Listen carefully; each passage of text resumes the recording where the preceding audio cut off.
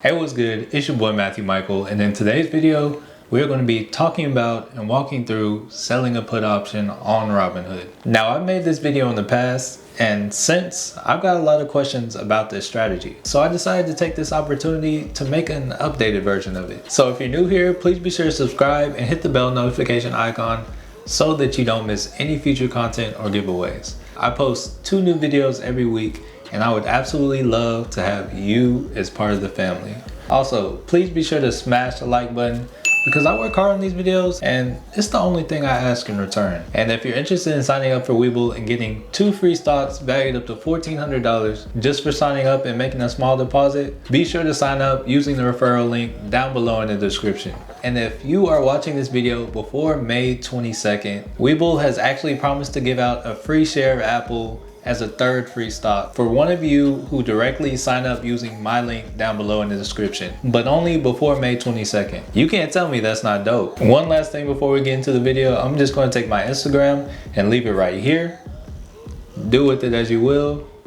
And without further ado, let's get into the video. Alright, so selling options is a powerful strategy, and when done correctly, it's near impossible to lose. That being said, in this video, we'll be focusing on selling puts. And while I said it's near impossible to lose, nothing is impossible. So because of that, we're gonna start off by talking about the potential risk associated with this strategy. The first one isn't really a risk, it's more of an inconvenience. And that is, whenever you sell a put option, the money that you use to cover the shares is going to be on hold. This money is referred to as collateral, and the collateral will always be the equivalent of the strike price times 100 because a contract is worth 100 shares. So for instance, if you sell a put for a $20 strike price, the money that goes on hold for collateral is $2,000, which brings us to our second risk, which again is more inconvenient than a risk, which is that this is a capital intensive strategy and it can really eat into the buying power of smaller accounts. Which brings us to the main risk associated with this strategy, which is the fact that the company for the underlying stock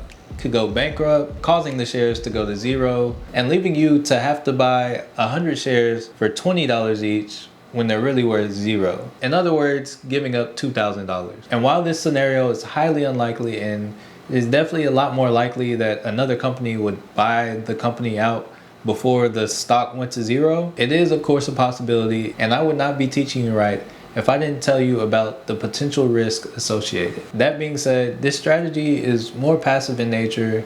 You set it up and then you let it do its thing. And because of that, the strategy is definitely better for people with larger accounts who can afford to have large amounts of money on hold while it's making them more money. This strategy is not really good for accounts below $2,000 in value. But again, for larger accounts, selling options is a good way to earn a much better yield than a bank account. And on top of that, it's a wonderful way to get paid to buy the companies that you actually want. Ideally, it should only be used on companies that you actually want to buy. When you sell a put, it's considered a bullish strategy because you actually want the stock price to go higher than the strike price. If the stock price is higher than the strike price on expiration, you get to keep all the premium. And for those of you who keep hearing me say premium but don't know what it is, the premium is the money you get on the front end when you sell to open a put. Selling puts are similar to opening a limit order for 100 shares. The only difference is that you get paid to do it, which makes it a win-win if it's a good company that you actually want to buy. Let me say that again. That makes it a win-win if it's a good company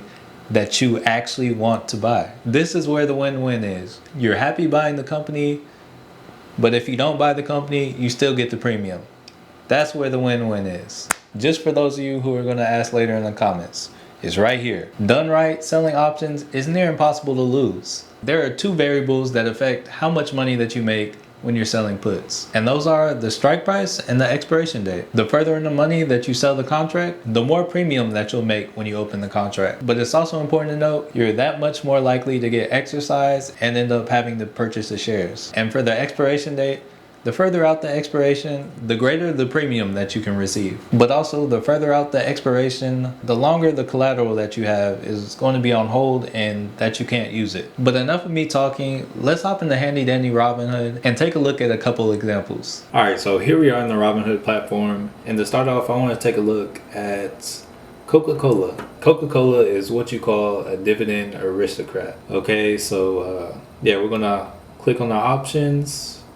We're going to click on the options and take a look at their option chain. Okay, so here we are in the Coke options chain. And the first thing that I'm going to do is I'm going to hit sell and I'm going to hit put, because that is what we're talking about in this video, selling puts. So the first thing I want you to notice is the share price is trading at $45.01, and everything above is going to be in the money, and then everything below is going to be out of the money. Just want you to notice the prices for everything in the money is going to be more valuable. So if you were to sell something in the money, if you were going to sell a put for $46 that expired this Friday, on the front end, you will get $128 right now. And basically what this is saying, as the person selling this, you are expecting the price to go above $46. It could be $46.01. And you will just get to keep this $128, and you don't need to worry about buying 100 shares for $46 each. The collateral that you would need to open this trade is $4,600. That's a good amount of money to go on hold. So yeah, that's just something to keep in mind. All that being said, I just want you to notice, okay, so these are the expirations that expired this week. Now let's check month out. Okay, that same $46 strike price, it now went from $1.28 to $1.98. So even if we move out further, it went from $1.28 to $2.12. So one thing that you can see here that I spoke on earlier is that as you have more time, the contracts get more valuable. And yeah, one of the cool things about Robinhood is I actually get a lot of people sending me screenshots asking what their break-even price is. If you check on Robinhood before, you can check on the mobile app too. Usually if you go to the option, you can see what the break-even price would be. Because this is a sell put for $46, anything above $43.88, that is where you're going to break even. Because of the premium right here, even if you have to buy the shares, you will still profit all the way up until you get to $43.88. So as a premium seller, you want it to be above $43.88. But if you don't want to buy it all, you want it to be above this $46 so you can just keep this $212 as well as keep all the collateral you add in. All right, so I'm not really going to put this order in, but I'm just going to show y'all how to do it just in case you don't know how to do it.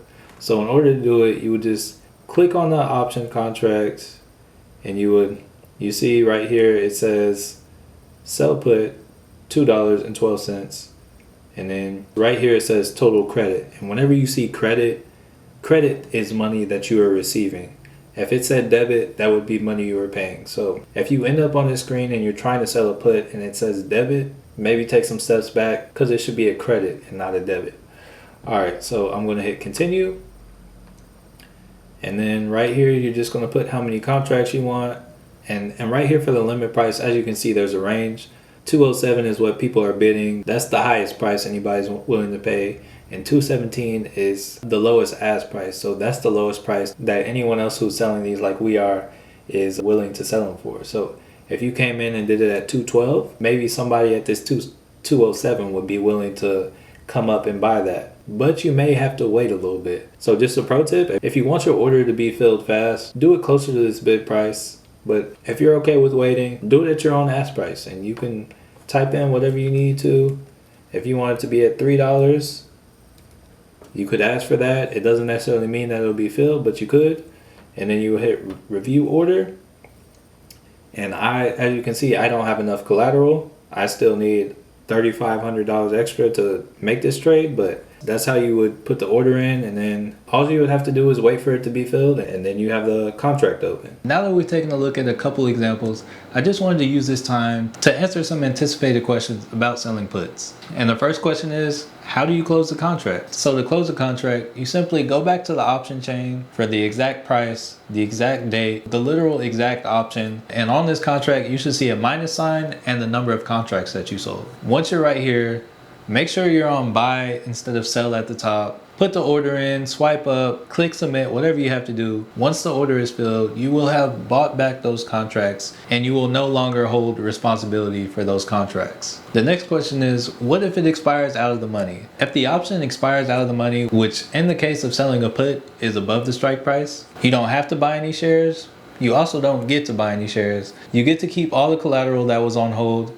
And on top of that, you also get to keep your premium, which is your profit. The next question is, what if the option expires in the money? If the contract expires in the money, you'll likely end up being exercised and you get to keep the premium. And because you get to keep the premium, you still could have potentially made profit even if you got exercised. If you enjoyed or learned anything at all in this video, please be sure to smash the like button. Also, if you haven't already and were interested in signing up for Webull and getting 2 free stocks valued up to $1,400, along with the potential for a 3rd share of Apple for depositing $100 before the 22nd, don't forget to check out the referral link down below in the description. And last but certainly not least, thank you so much for watching, and peace.